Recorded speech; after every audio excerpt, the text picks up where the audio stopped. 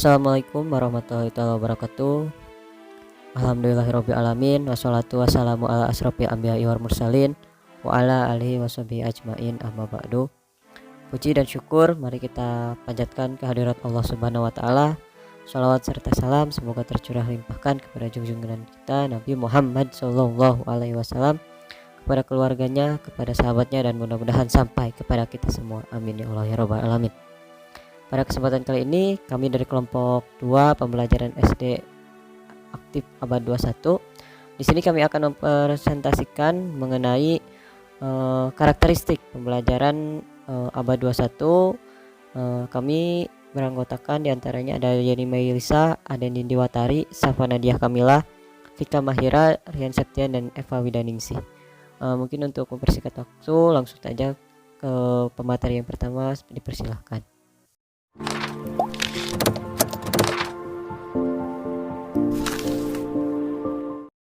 Assalamualaikum warahmatullahi wabarakatuh. Perkenalkan, nama saya Vika Mahira Yuanisa, NPM 1850618. Saya di sini akan memaparkan salah satu materi tentang pengertian pembelajaran abad 21. Pembelajaran abad 21 merupakan pembelajaran yang memperhatikan pengembangan keterampilan abad 21 dalam proses pelaksanaannya. Pembelajaran abad 21 adalah pembelajaran yang dirancang untuk generasi abad 21 agar mampu mengikuti arus perkembangan teknologi terbaru. Pembelajaran abad 21 berfokus pada student center dengan tujuan untuk memberikan peserta didik keterampilan berpikir, antara lain berpikir kritis, memecahkan masalah, metakognisi, berkomunikasi, berkolaborasi, inovasi dan kreatif, literasi, informasi. Oleh sebab itu, diharapkan pendidik dapat menciptakan sumber daya manusia yang berkualitas dalam bidang teknologi informasi dan juga aspek kemanusiaan, karena pembelajaran abad 21 lebih mengintegrasikan terhadap pengetahuan dan keterampilan. Keterampilan abad 21 antara lain ada 4C, yaitu kritikal, kreatif, kolaborasi, dan komunikatif. Terima kasih. Assalamualaikum warahmatullahi wabarakatuh. Pembelajaran abad 21 dalam konteks kesadaran global mampu menggunakan keterampilan abad 21 untuk memahami dan menangani masalah global. Yang kedua, mampu dan belajar secara kolaboratif dengan individu yang mewakili budaya, agama, dan gaya hidup yang beragam, dengan semangat saling menghormati dan berdialog secara terbuka ataupun dalam konteks pribadi, pekerjaan, dan komunitas. Yang ketiga, memahami keberagaman bangsa budaya sebagai masyarakat global. Selanjutnya, dalam konteks literasi sosial, yang pertama, berpartisipasi secara efektif dalam kehidupan sipil dengan mengetahui bagaimana tetap mendapatkan informasi dan memahami proses pemerintah. Yang kedua, menjalankan hak dan kewajiban kewarganegaraan dan tingkat lokal, negara, bagian, nasional, dan global. Yang ketiga, memahami implikasi lokal dan global dari keputusan sipil. Dalam konteks literasi lingkungan, termasuk di dalamnya lingkungan belajar, lingkungan keluarga, lingkungan masyarakat, dan lingkungan global. Terima kasih. Assalamualaikum warahmatullahi wabarakatuh. Perkenalkan, nama saya Eva Widaningsih, NPM 185060043. Di sini saya akan menjelaskan materi tentang prinsip-prinsip pembelajaran abad 21. Pembelajaran abad 21 itu dirancang untuk generasi abad 21 yang nantinya mampu untuk mengikuti arus perkembangan teknologi terbaru, sehingga perlu adanya pemahaman guru mengenai pembelajaran abad 21, terutama dalam kecakapan atau keterampilan yang harus dimiliki oleh peserta didiknya, yaitu pada critical thinking, creative thinking, kolaboratif, komunikatif, atau disebut juga dengan 4C. Oleh karena itu, guru perlu memahami beberapa prinsip pokok pembelajaran abad 21. Menurut Edi Saputra, terdapat 4 prinsip mengenai pembelajaran abad 21. Yang pertama yaitu ada instruction should be student center. Nah, pengembangan pembelajaran itu menggunakan pendekatan pembelajaran yang berpusat pada siswa, di mana siswa ditempatkan sebagai subjek pembelajaran yang secara aktif mengembangkan minat dan potensi yang dimilikinya. Siswa juga tidak lagi dituntut untuk mendengarkan dan menghafal materi pelajaran yang diberikan guru, tetapi berupaya untuk mengkonstruksi pengetahuan dan keterampilannya sesuai dengan kapasitas dan tingkat perkembangan berpikirnya. Kemudian prinsip yang kedua yaitu ada education should be collaborative, di mana siswa harus dibelajarkan untuk bisa berkolaborasi dengan orang lain, berkolaborasi dengan orang-orang yang berbeda dalam latar budaya dan nilai-nilai yang dianutnya. Dalam menggali informasi dan membangun makna, siswa perlu didorong untuk bisa berkolaborasi dengan teman-teman di kelasnya. Dalam mengerjakan suatu proyek, siswa juga perlu dibelajarkan bagaimana menghargai kekuatan dan talenta setiap orang, serta bagaimana mengambil peran dan menyesuaikan diri secara tepat dengan mereka.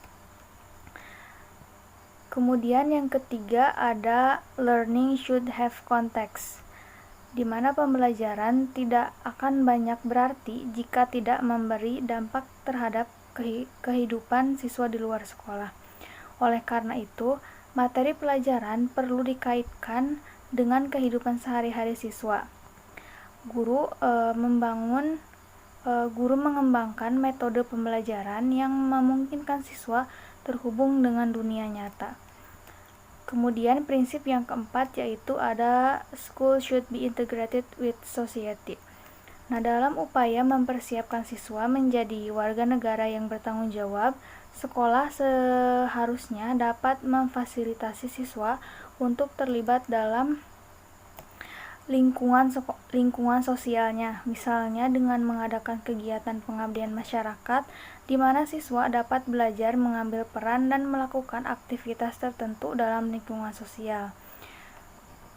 Siswa juga dapat dilibatkan dalam berbagai pengembangan program yang ada di masyarakat, misalnya dalam program lingkungan hidup dan lain sebagainya. Selain itu, siswa perlu diajak untuk mengunjungi misalnya panti-panti asuhan untuk melatih kepekaan, empati, dan kepedulian sosialnya. Mungkin itu saja yang dapat saya sampaikan. Terima kasih. Ya, bismillahirrahmanirrahim. Assalamualaikum warahmatullahi taala wabarakatuh. Di sini perkenalkan terlebih dahulu, nama saya Rian Septian dengan NPM 18506039.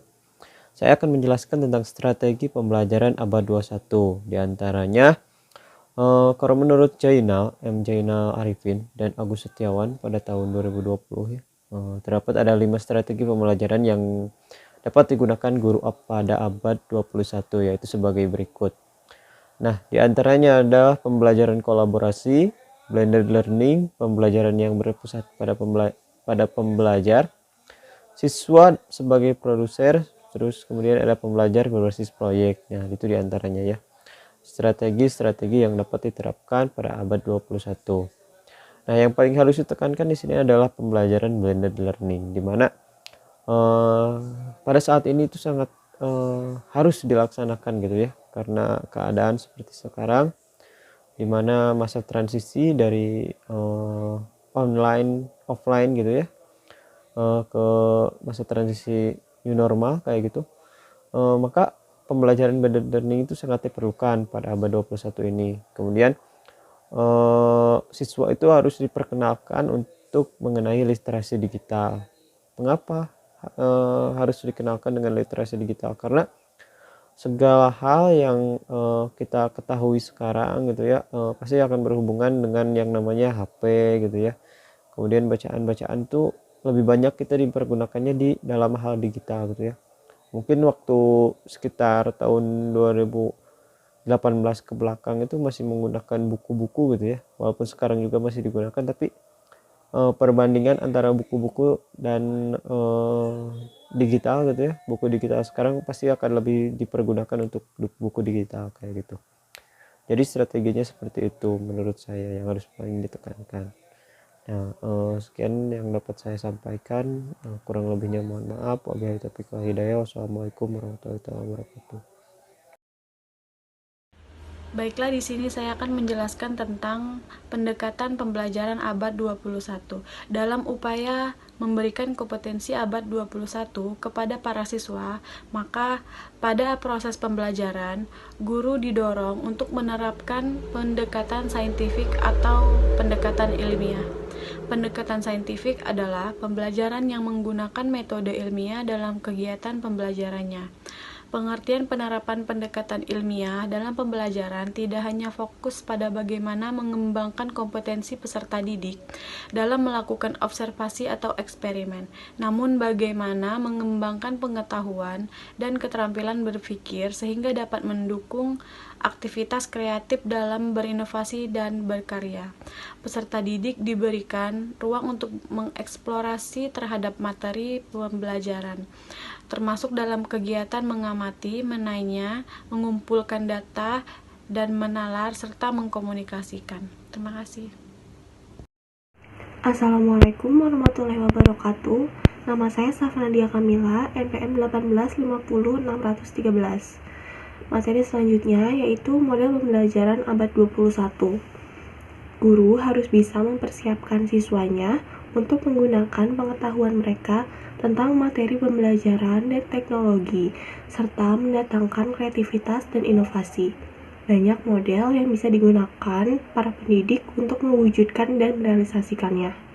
Contohnya yaitu ada discovery learning atau penemuan, lalu ada inquiry learning atau penyelidikan, ada juga problem based learning yaitu yang berbasis masalah, serta project based learning atau berbasis project. Sekian materi yang dapat saya sampaikan. Wassalamualaikum warahmatullahi wabarakatuh.